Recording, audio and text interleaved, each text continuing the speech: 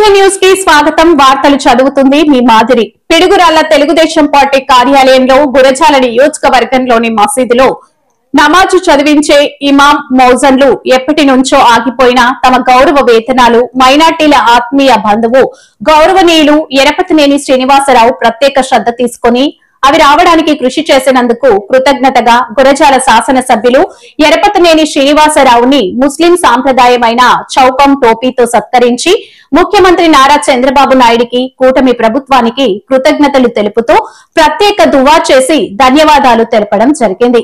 ఈ సందర్భంగా గురజాల శాసనసభ్యులు ఎరపతినేని శ్రీనివాసరావు మాట్లాడుతూ 2014 నుంచి 19 తెలుగుదేశం పార్టీ ప్రభుత్వ హయాంలో ముస్లిం సోదరులకు స్వర్ణ యుగంలా ఉండేదని, చంద్రబాబు నేతృత్వంలో ముస్లిం మైనార్టీల కోసం ఎన్నో సంక్షేమ పథకాలు అమలు చేసి వారి ఆర్థిక అభివృద్ధికి తోడ్పడడం జరిగింది. రంజాన్ తోఫా, దుల్హన్ మైనార్టీ రుణాలు, విదేశీ విద్య, కుట్టు శిక్షణ మిషన్లు, చంద్రన్న బీమా, ఇమాం మోజన్లకు జీతాలు, కబర్స్థాన్ ప్రహరీ గోడ నిర్మాణాలు, రంజాన్ నెలలో మసీదులు సుందరీకరించుకోవడానికి 10,000 చొప్పున అందించడం తదితర సంక్షేమ కార్యక్రమాలు మన నియోజకవర్గంలో అయితే షాదీఖానాల నిర్మాణాలకు, మదర్సా నిర్మాణాలకు, ఈద్గా నిర్మాణాలకు, కబర్స్థాన్ ప్రహరీ గోడలకు నిధులు అందించడమే కాక భారతదేశంలో ఏ ఎమ్మెల్యే చేయని విధంగా హజ్ కి వెళ్లే ముస్లిం సోదరులకు తన స్వంత డబ్బులు తలా ₹1,00,000 చొప్పున ఇచ్చి 43 మందిని పంపించడం జరిగింది.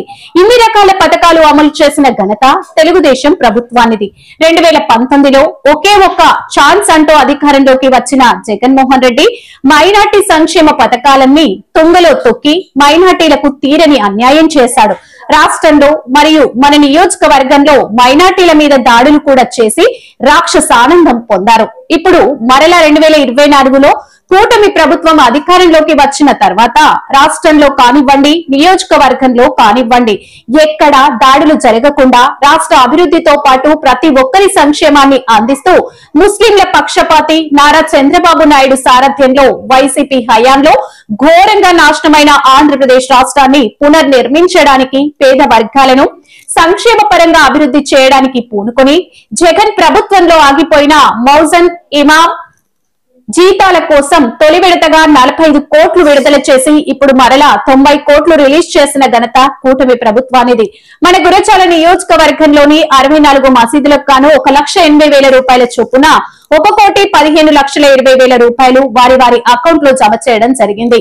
ఈ సందర్భంగా నన్ను ముఖ్యమంత్రికి ధన్యవాదాలు తెలపడానికి విచ్చేసిన ఇమాం మౌజన్లకు, మత పెద్దలకు, ముస్లిం సోదరులందరికీ ధన్యవాదాలు. రాబోయే రోజుల్లో కూడా ముస్లిం మైనార్టీలకు అండగా ఉంటానని, పేద ముస్లిం సోదరులకు ఇళ్ల స్థలాలతో పాటు ఇమాం మౌజన్లకు ఇళ్ల స్థలాలు ఇచ్చి ఇల్లు కట్టించి వారి ఆర్థిక అభివృద్ధికి తోడ్పడతానని, మీరు కూడా పనిచేసే ప్రభుత్వాన్ని, పనిచేసే నాయకుడిని గుర్తించి ముస్లిం సమాజంలోకి తీసుకెళ్లి అండగా ఉండాల్సిన అవసరం, బాధ్యత మీపై ఉందన్నారు. ఈ కార్యక్రమంలో నియోజకవర్గంలోని ఇమాం మౌజన్లు, ఆఫీస్ సాబ్లు, మౌలానాలు, తెలుగుదేశం జనసేన కూటమి మైనార్టీ నాయకులు పాల్గొన్నారు.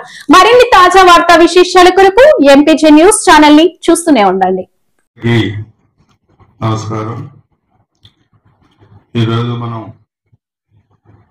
మన ప్రభుత్వం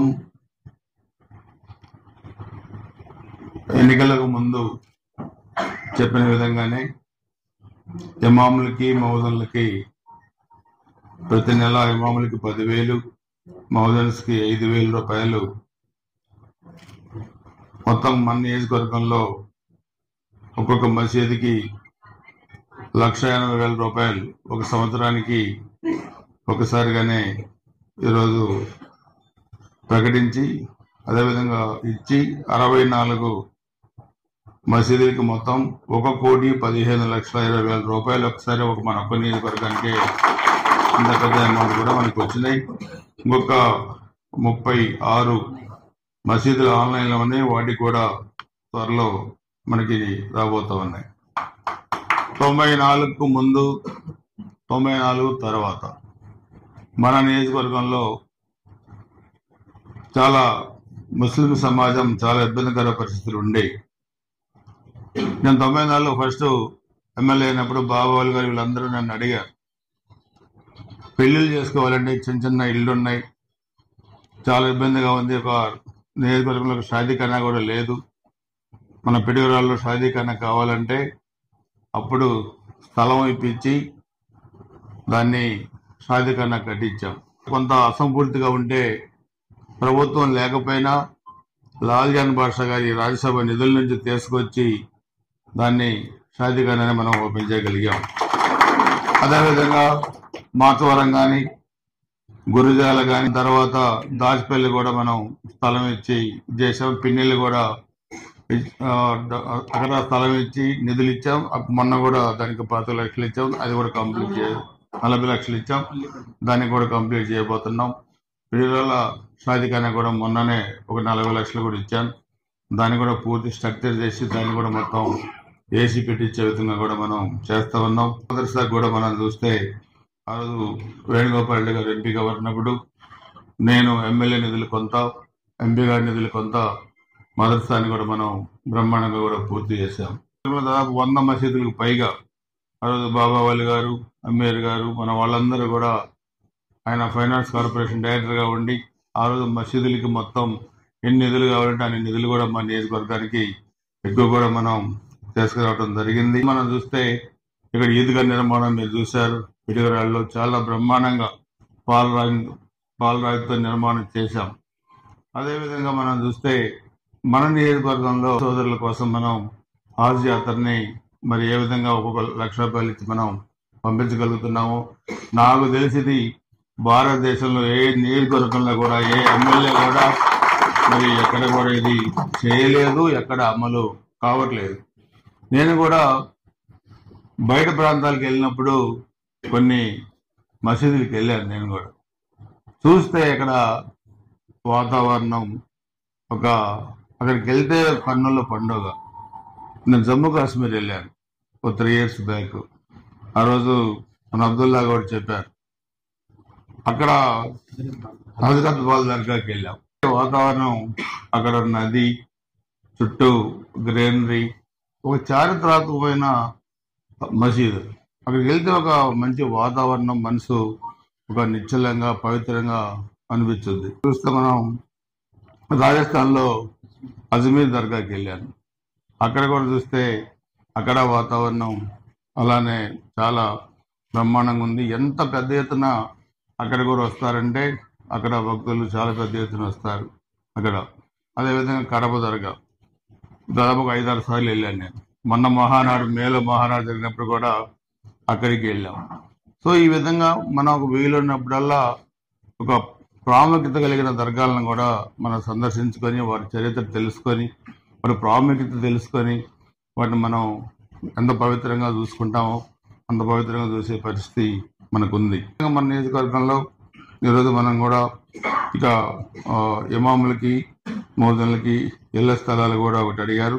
దాన్ని కూడా నేను తప్పకుండా ప్లాన్ చేసి అవి కూడా తప్పకుండా చేస్తానని చెప్పి కూడా అందరికీ కూడా నేను తెలియజేస్తున్నాను. అదేవిధంగా ఈరోజు మనం గ్రామాలపాటికి కూడా 25 లక్షలు దాన్ని కూడా సాధికారానికి ఇచ్చాం. అవన్నీ కూడా మనం నిధులు కేటాయించాం. నేను మీ అందరికీ చెప్పగలిగేది, ఒక ప్రభుత్వం పేద ప్రజానీకానికి ఏ విధంగా మనం పనులు చేస్తూ ఉంది, సమాజం పట్ల ఏ ప్రభుత్వం చిత్తశుద్ధి ఉందో మనం చూస్తున్నాం. నిన్న మనం కూడా వైజాగ్లో చూస్తే మన రాష్ట్ర అభివృద్ధి కోసం పెట్టుబడులు ఏ విధంగా వచ్చినాయి, మన పిల్లల భవిష్యత్తు కోసం ఏ విధంగా వచ్చినాయంటే ఒక నమ్మకం ప్రభుత్వం మీద, ముఖ్యమంత్రి మీద నమ్మకం. ఎక్కడ ఈ ప్రభుత్వంలో దాడులు లేవు, హత్యా రాజకీయాలు లేవు. آتنا في الدنيا حسنة وفي الآخرة حسنة وقنا عذاب النار. ربنا إننا ظلمنا أنفسنا وإن لم تغفر لنا وترحمنا لنكونن من الخاسرين. لا إله إلا أنت سبحانك إنا كنا من الظالمين. جزا الله أن محمدا صلى الله عليه وسلم.